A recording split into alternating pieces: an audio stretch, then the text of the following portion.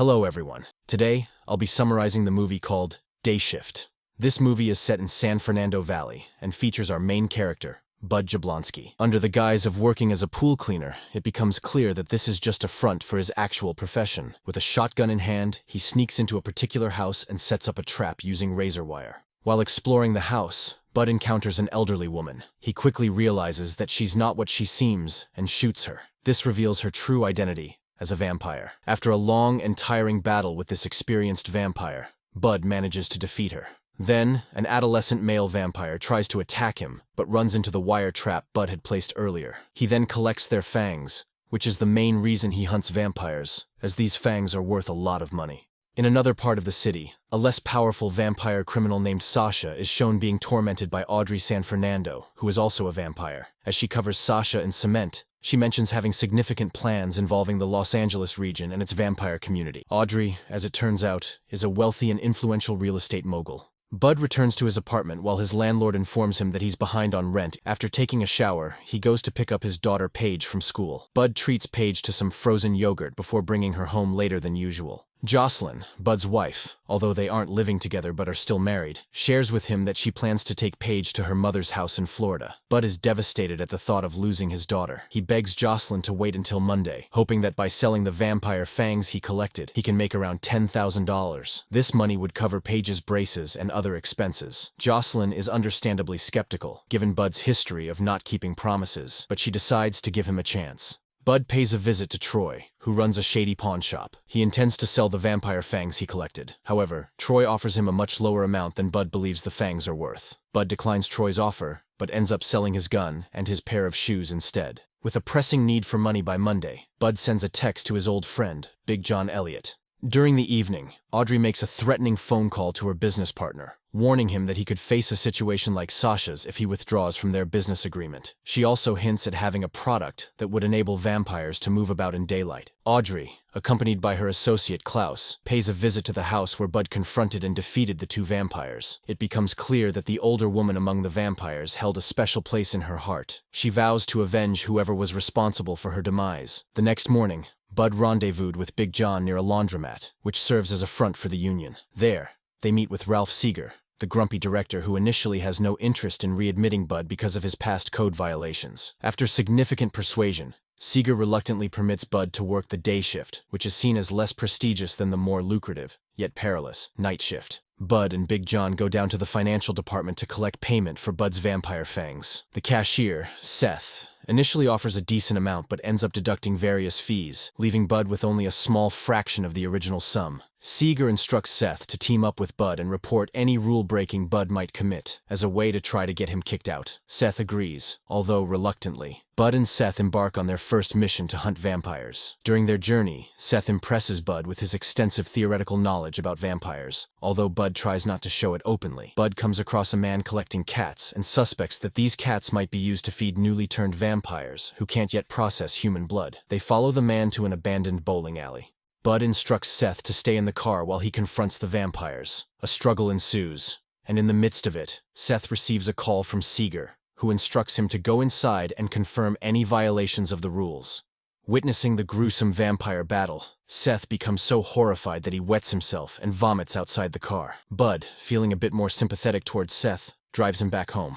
At the same time, Audrey forcefully enters into Troy's pawn shop, demanding information about the individual who had sold him the vampire fangs. She gives Troy a stark ultimatum: either join her or face death. Troy adamantly refuses to serve a creature like her, which ultimately leads to his demise. At Bud's apartment, he encounters Heather, a recent addition to his building's residence, who states that she works as a nurse. The following day, Bud discovers that Seth has been documenting several violations of the rules committed by Bud. In a plea, Bud implores Seth not to report him to Seeger. Bud reveals that he urgently needs the money to avoid losing his family. Touched by Bud's situation, Seth agrees not to inform Seeger about the violations. They enter Troy's pawn shop and find the store clerks have been murdered. They also come across Troy's lifeless body with all his teeth removed and arranged on the desk to spell out Bud's name.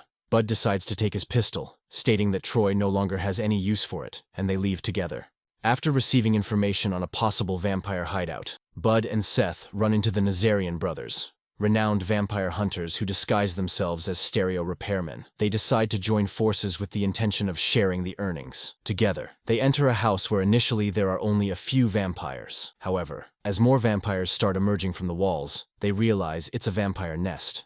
After a brutal battle, Seth observes that the nest consists of various vampire types that wouldn't typically coexist. Bud acknowledges the observation, but has to leave to pick up Paige from school. Later on the same day, during the birthday party, Bud receives a menacing phone call from Audrey, who threatens to abduct his wife and daughter. He swiftly puts Paige in the car and is immediately pursued by Audrey's henchmen. Bud takes down one of them in the parking lot, leading to a heart-pounding car chase while Paige keeps herself occupied with her iPad. After successfully eluding all of Audrey's goons and returning Paige safely to Jocelyn, he is unexpectedly ambushed by Audrey and her associates. In this critical moment, he is compelled to unveil his hidden identity to his wife and daughter, admitting that he's not just a pool cleaner, but a vampire hunter.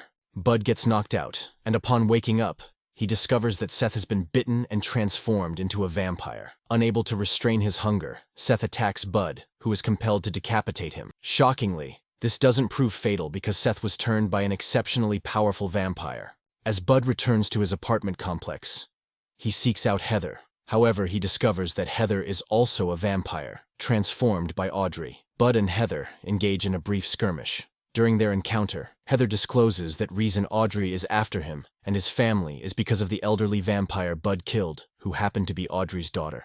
Heather explains that not all vampires are bad and agrees to help him rescue his family. Audrey and Klaus escort Jocelyn and Paige to an underground temple hideout. Meanwhile, Heather discloses that Audrey's plan is to inundate the valley with vampires by purchasing properties throughout the region. With Heather's assistance, Bud and Seth head out to an abandoned shopping mall, where they come across a horde of vampires. Combining Seth's newfound abilities with Heather's swordsmanship, they swiftly defeat some of Audrey's henchmen. As more vampires arrive, they find themselves encircled. Fortunately, Big John makes a dramatic entrance by crashing through the glass doors in his truck and eliminates dozens of vampires with his minigun.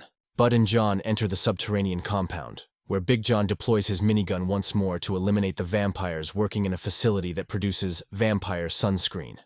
Meanwhile, Klaus detects Bud's presence and alerts Audrey. As Bud and John venture deeper into the underground hideout, they are suddenly ambushed by a group of vampires, resulting in John getting bitten. He closes the gate behind Bud and urges him to continue searching for his wife and child. With Bud out of sight, John discharges the remaining rounds from his gun into the approaching vampires and then triggers an explosive attached to his belt, sacrificing himself. Klaus challenges Bud, but Heather and Seth intervene by crashing through the roof. They urge Bud to proceed in his search for Paige and Jocelyn while they take on Klaus. They engage in combat with Klaus, but he proves to be a formidable opponent. Bud eventually locates Paige and Jocelyn, but is also outmatched in combat. Just as Audrey is about to deliver a fatal bite, Paige surprises her by thrusting a wooden stake through her heart from behind. While Seth and Heather are trapped in a chokehold by Klaus, they unite their strength to rip his arms off, ultimately prevailing over him. While the wooden stake remains lodged in Audrey's heart, Bud fires his last silver bullet at her neck. Surprisingly, she catches the bullet between her teeth and advances toward Bud to deliver a final blow. Bud, seemingly resigned to his fate, closes his eyes. Yet,